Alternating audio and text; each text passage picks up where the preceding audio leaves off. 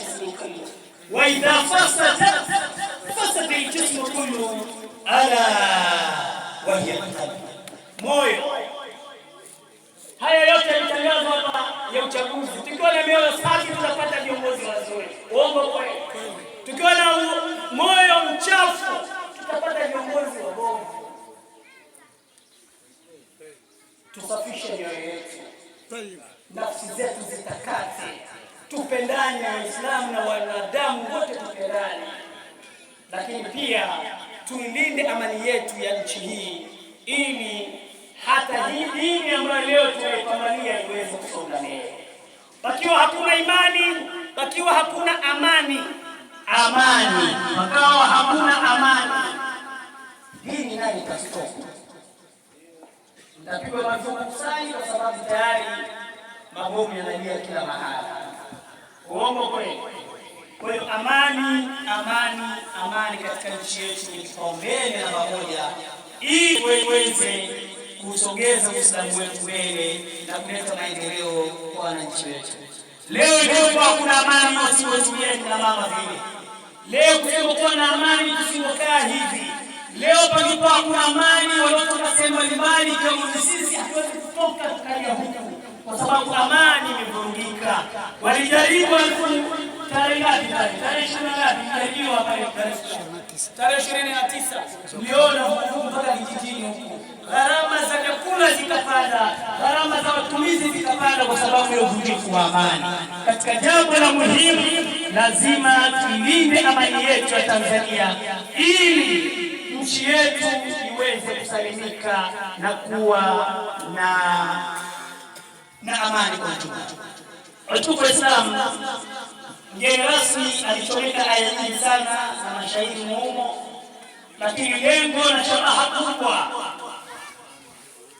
ni kuja kumwakilisha Mheshimiwa mbunge wetu Daktari Asha Kijaji ambaye alipata udhuru. Wale ni viongozi wakubwa wa serikali. Leo hii tunampangia ratiba hii, lakini naye anapangiwa ratiba hii ya kiserikali. Kwa hiyo ilimpendeza tukawasiliana naye jana, akaniomba bwana Mheshimiwa Ngota, naomba uambatane na madiwani wenzako ambao watapata fursa ya kwenda kuniwakilisha katika shughuli kubwa ambayo tutafanya katika kata ya Kisese, kijiji cha Madisa. Na alhamdulillah nimefika salama salimini, na tunafurahi kwa mapokezi makubwa ambayo mmetupokea, lakini pia na ishara njema ya kwamba hapa kuna Darul Ulum. Watu wa hapa ni watu wa ilmu zaidi, na ndio maana mna utulivu, mna usikivu kwa viongozi wetu, na ndio maana tumekimbilia kuja huku na tuko tayari inshallah kwa wakati mwingine inshallah. Mkituhitaji sisi viongozi, basi tutakuja kwa ajili ya kushare idea na yeye kwa ajili ya maslahi mapana ya dini. Ndugu mashaikh zangu, risala inasema na imemaliza.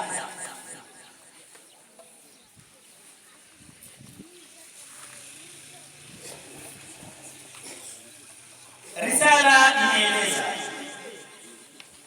mimi ni mwakilishi mtumwa na mheshimiwa mbunge wetu kama nilivyoeleza mwanzo, na ndio maana nilipokea risala hii na nikaiandika Mheshimiwa Mbunge Daktari Asha Kijaji, Waziri wa Maliasili na Utalii Tanzania.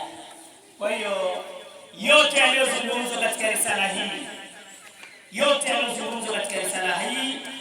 biidhnillah yatafikia leo hii, lakini pia atatoa salamu zenu za dhati kabisa ili aweze kujibu risala hii kwa haraka zaidi. Hii furaha ambayo tuliona kwa mashaikh zetu kutupokea itamfikia taarifa hii mapema kabisa. Tushangana tu hapa, tutamfikia, lakini pia barua hii itafika kwenye ofisi ya mbunge, lakini kabla haijafika tayari kwenye namba zetu hizi za WhatsApp tutamfikia sasa hivi, na pongezi na shukrani za dhati kutoka kwenu zitamfikia ili haraka zaidi aweze kujibu hii risala iliyosomwa na katibu wetu wetu wa BAKWATA wa kata insha Allah taala. Kwa yote haya yatajibiwa na yatajibiwa si muda mrefu sana, lakini pia na kuelewa ofisi hile Kongo, ofisi ya mheshimiwa mbunge watakuja hapa Masavei kwa ajili ya hicho kilichoandika hapa, ili wajue pale tunaenda kufanya nini. Watakuja na wataalamu, watafanya quotation ambazo wameziandika hapa, na wao watakuja na majibu sahihi kwa ajili ya kuweza kukamilisha hizi changamoto ambazo tuliziandika kwenye risala hii insha Allah taala. Kwa hiyo mashauri zangu, majibu yote ya risala hii, naomba risala hii nimepokea kama namna alivyotuma na nitaifikisha mahala husika, na very soon atajibu majibu ya risala hii, na inshallah Waislamu wote ambao wamekusanyika hapa watapata majibu baada ya kuona kazi zikiendelea katika msitu wetu huu inshallah. Kutokana na muda, niombe sasa shekhe wetu wa kazi Sheikh Muhammad na mashekhe wote ambao wako hapa mniwe radhi pale ambapo nitakuwa nimeteleza, lakini pia kuvaa viatu vya waziri sio kitu cha mchezo.